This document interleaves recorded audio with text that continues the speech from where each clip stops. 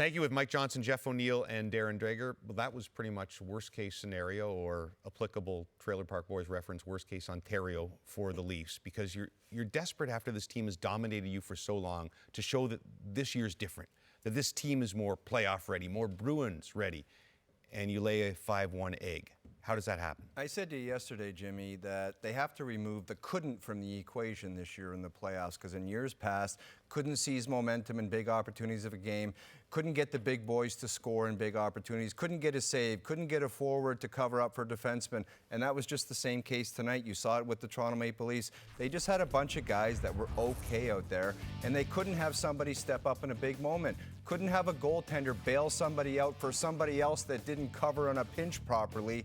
And you saw Samsonov in this goaltending battle. You need him to maybe make a save because you're going against Swayman. That's been unbelievable tonight. That goal's just too easy. And nobody else really stood up and took advantage of this hockey game. Yeah. We talked about Austin Matthews. Yeah, he was pretty good tonight. And that's really all you got.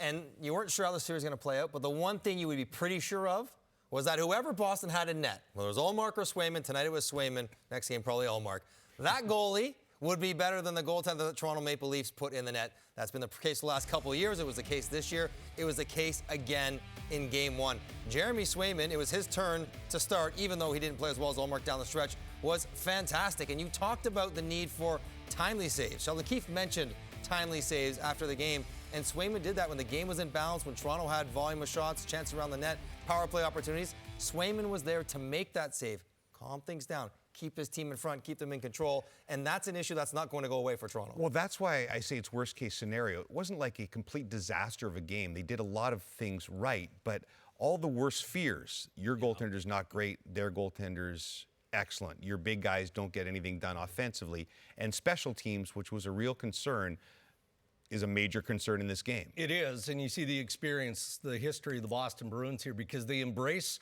the need for sacrifice, right? Jim Montgomery doesn't like the power play recently, so what does he do? He splits up the units, no big deal. Okay, Unit 1, you get a minute. Unit 2, you get a minute. In Game 1 against the Maple Leafs, it was Unit 2 that came alive. And Jake DeBrusk, who also has some history positively against the Maple Leafs, he gets them going here. Here's his 3-0 goal.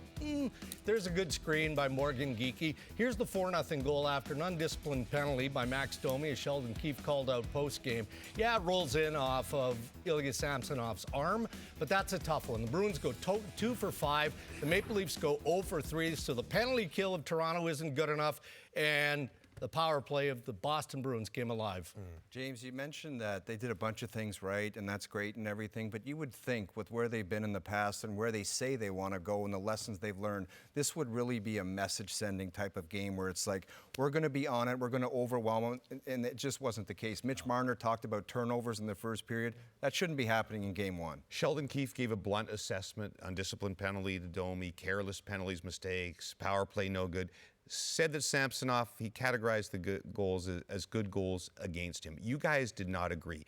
This is a ridiculous question after one game, except in this situation. Because of the Leafs' fragility against the Bruins, because of Samsonov's fragility this season, would you consider making a change? I would do it just to get something different. I don't want to take the chance of Samsonov performing like that again, because I don't think you can win with that level of goaltending that he provided tonight. The problem with that is Joseph Woll's not on form either, so what's he going to bring to the table? But I would mix it up just to mix it up and get a different look in there. The problem is the problem that you mentioned. Like, who's the better alternative? Yeah. And how much do you trust them to put in a sparkling performance? And it's not just the 4 got by them. You can call them good goals.